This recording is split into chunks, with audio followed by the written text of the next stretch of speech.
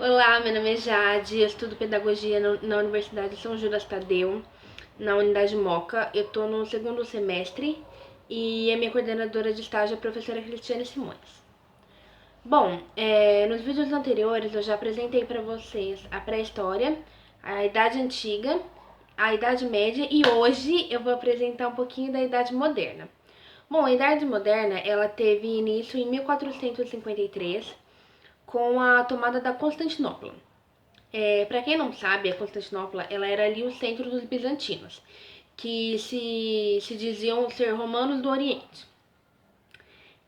Como que houve essa divisão da idade? Quando que eles falaram? Em que momento que eles falaram? Agora é a Idade Moderna e não mais a Idade Média. O que aconteceu? Aconteceram dois fatos muito importantes. Um deles foi a tomada da Constantinopla pelos turcos, que eles chegaram lá invadindo e dominando tudo. O segundo ponto muito importante foi a o segundo ponto muito importante foi o término da Guerra de 100 Anos, que aconteceu entre a França e a Inglaterra. Bom, é importante lembrar aqui que antes não existia esse tipo de divisão de tempo. O que era pré-história, o que é a Idade Média, o que é a Idade Antiga, o que é a Idade Moderna e o que é a Idade Contemporânea. Bom, essa nomeação de o que é pré-história, o que é Idade Média, o que é Idade Antiga, Idade Contemporânea, surgiu faz pouco tempo, há 200, 300 anos. Não, antes não existia essa divisão de tempo. A divisão de tempo era feita de outra forma. Então, na Idade Moderna aconteceu algo muito importante que foi o renascimento cultural. O que é o renascimento? É tudo que morre e renasce, que acontece muito na história do mundo. Um exemplo de renascimento foi o renascimento comercial, que foi a época que aconteceu na Idade Média, época que a galera não estava muito fazendo comércio, tinha parado e aí voltou com tudo. E o renascimento urbano, que tinha uma boa parte dos cidadãos que viviam no campo e aí eles voltaram para as cidades, que foi aí que começaram a montar outro tipo de cidade e haver uma urbanização maior. Bom, o renascimento cultural é a época que muitas culturas, muitos povos se juntam e outros se separam e começam a criar outras culturas, outras artes, outras formas de pensar. Foi aí também que surgiu, né, que se destacou Leonardo da Vinci, que ele tem obras conhecidíssimas que eu vou colocar aqui para vocês darem uma olhada.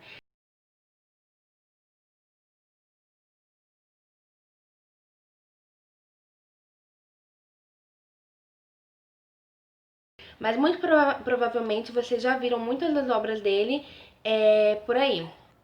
Uma das obras do Leonardo, que é muito conhecida, que muito provavelmente, né, vocês já viram em livros de história ou em alguma mídia social, é o quadro da Mona Lisa, que é muito famoso, muito famoso.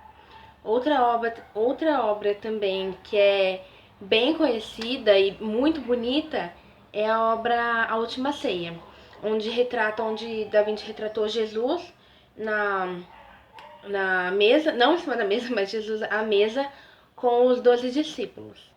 Bom, como eu dizia, o Renascimento, ele foi um movimento cultural, né, renascimento cultural, que começou na Itália, mas ele se estendeu por toda a Europa. A arte renascentista, ela tem como características, né, características mais fortes, a valorização do homem, a perfeição das obras também, a pintura, a, a pintura, a escultura e a valorização dos modelos greco-romanos. Naquela época, banqueiros ou famílias de mercadores ou até mesmo a igreja, eles contratavam os melhores artistas para fazerem pinturas, palácios, edifícios ou até para fazerem obras de arte na própria casa, sabe? Reis também contratavam. Nessa época, a burguesia rica e muitos banqueiros, foi a época que eles financiaram muitos artistas e a ciência também, para que tanto a ciência como a cultura, a arte no geral, pudessem evoluir e fizessem cada vez mais descobertas.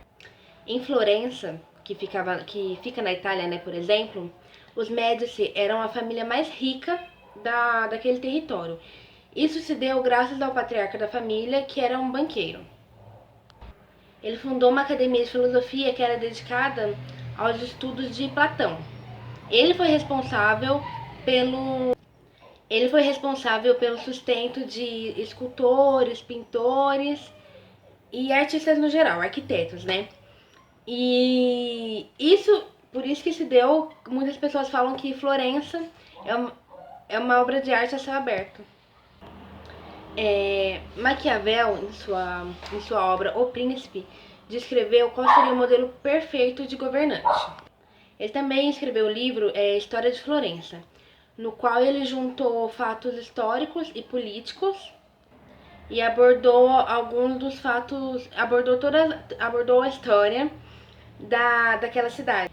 A partir do momento que ele criou esse livro, que marcou, que ele falou sobre fatos do que aconteceu, criou a história da cidade ali, marcou, aquele livro se tornou um símbolo do Renascimento também. Nessa mesma época, também surgiram William Shakespeare, que foi um grande dramaturgo que vocês devem conhecê-lo pela sua obra mais famosa, né, que foi Romeu e Julieta, e Luís de Camões. Bom, também na Idade Moderna, ela é marcada por descobrimentos, evoluções, tanto no mundo da arte como política e economia, e pelas colonizações também. Foi nessa época, foi quando ocorreu o encontro dos nativos americanos com os europeus, que ficaram sem se conhecerem por milhares de anos. Nós nem sabemos realmente assim, quanto tempo eles ficaram afastados, né? Também foi a época da colonização portuguesa. Essa nós conhecemos bem, né? Porque foram os portugueses que colonizaram o Brasil. Teve colonização espanhola, francesa, portuguesa, como eu já disse, tiveram várias colonizações. Então, na Idade Moderna, houve uma revolução assim gigante. Muitas coisas aconteceram. E nessa fase toda, nessa confusão toda, os reis estavam ficando muito fortes. É daí também que vem o absolutismo. Mas então, os reis, eles criaram uma forma de organizações administrativas, que eles chamavam de... Então, esses órgãos administrativos que eles criavam, eles chamavam de companhias de comércio. Nessa época, a maioria dos reis ali europeus queriam muito colonizar novas terras, descobrir, ganhar novos territórios. E foi aí também que, como eles acabaram dominando várias terras que já tinham povos, que já tinham outras culturas, eles acabaram impondo suas culturas, seus costumes, suas crenças, né? Com isso, muitas culturas também se perderam. Foi o que aconteceu aqui no Brasil, né? Os portugueses chegaram aqui, colonizaram os povos que habitavam aqui, os povos indígenas, né? Tanto que hoje nós não temos a presença de muitas tribos e nós nunca saberemos quais são os nomes de todas as tribos que já viveram aqui, a cultura de todas, porque se perderam ao longo do tempo, o que eles acreditavam, quais eram os rituais deles, todas essas coisas nós acabamos perdendo. Como os reis estavam ganhando novos territórios e dominando, foi a época que muitas pessoas mesmo, começaram a se questionar sobre tudo que a Igreja Católica falava durante todo esse tempo. Tudo que a Igreja Católica falava que era certo, que era errado, o que eles pregavam. Como, por exemplo, a Inquisição, como eu citei no vídeo anterior, que era quando a Igreja Católica, quando eles descobriam que alguém não era católico, ou, por exemplo, mulheres solteiras, eles amarravam no tronco e colocavam fogo no corpo da pessoa. Homens como Lutero e Henrique VIII, que foi um rei da Inglaterra, eles dominavam muitas reformas e estavam à frente de João. que hoje em dia nós conhecemos como reformas protestantes, tá? Só que nisso tudo, deles estando à frente de projetos não contra a Igreja Católica, mas querendo reformar certas ideias que eles impunham, a Igreja Católica não gostou, não ficou nada contente com isso e foi contra. E foi aí que eles criaram a Contra-Reforma. Foi a época que a Igreja Católica se revoltou, resolveu expandir a ideia deles da Inquisição, como eu já disse, de colocar fogo nas pessoas, e enviar jesuítas pelo mundo para poderem catequizar e reafirmar ali a Igreja Católica, para que cada vez mais tivessem mais pessoas católicas que seguissem aquela fé, aquela religião ali, é como se fosse aconteceu mais ou menos como se fosse o debate de duas escolas. Por exemplo, quando tem um festival, uma competição de futebol de duas escolas. Uma vai falar que eles jogam melhor, o uniforme deles vermelho é mais bonito, e a outra vai falar que o uniforme verde deles é mais bonito, e vai explicar por que o uniforme da outra equipe não é bonito, e eles vão ficar nisso por muito tempo, e é mais ou menos isso. Bom, com isso tudo também, nesse período, também surgiu o mercantilismo. O que acontecia nessa fase?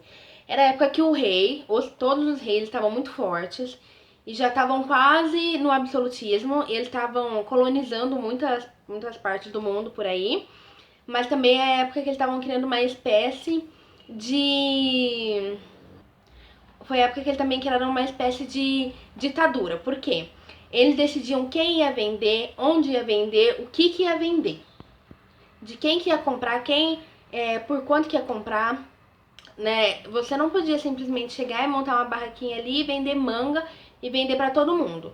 Não, o rei determinava que você ia abrir sua barraquinha de segunda a quarta-feira, do meio-dia às 16 horas, só ia vender laranja e banana e só para homens carecas, por exemplo. Quando na verdade isso era uma estratégia dos reis para fazerem com que os seus países ficassem cada vez mais fortes, sabe? Nessa parte, os burgueses ainda não têm todo o poder nas mãos, o poder ainda é totalmente dos reis. E por que essa era uma das estratégias, mas os reis faziam isso? Porque assim eles vendiam mais para outros reis, para outros países, e compravam menos. Ou seja, a balança ali estava favorável para eles. Foi a época que os comerciantes, como eu já disse, os comerciantes ali, banqueiros e comerciantes, artesãos, estavam se desenvolvendo. Foi a época que o comércio mais se desenvolveu. Aí vocês perguntam, por que o rei tinha todo esse poder, por que ele podia fazer tudo isso? Porque era a época que eles estavam mais fortes e foi a época do absolutismo. Então o rei, ele era respeitado só pela coroa dele, que só ele podia usar, ele era respeitado pela roupa que ele usava. E as pessoas, nem todo mundo podia encostar no rei. Então o rei as pessoas tinham um respeito pelo rei muito grande. Porém, depois de um tempo, a partir de 1750, foi a época que uma galera começou a se questionar por que o rei tem todo esse poder? Por que ele decide quem vai vender o quê? Por que ele pode decidir se uma pessoa tem que morrer e ele nem tem que se justificar por isso? Depois de todas essas revoluções inglesas, aconteceu um movimento intelectual que a gente chama de iluminismo. Bom, o que foi o iluminismo? O iluminismo foi uma época que foi a época das ideias, onde o que eles defendiam? Defendiam o uso da razão ao invés do antigo regime. E eles também pregavam a liberdade econômica e política. O iluminismo é um assunto bem extenso. O iluminismo, eles também defendiam a investigação e a experiência como formas de aprendizado e conhecimento da natureza, da sociedade e do ser humano como ser individual. E aí, em 1789, a Idade Moderna chega ao fim, que é quando, com o marco da Revolução Francesa. Bom, então na Idade Moderna nós tivemos o absolutismo, o mercantilismo,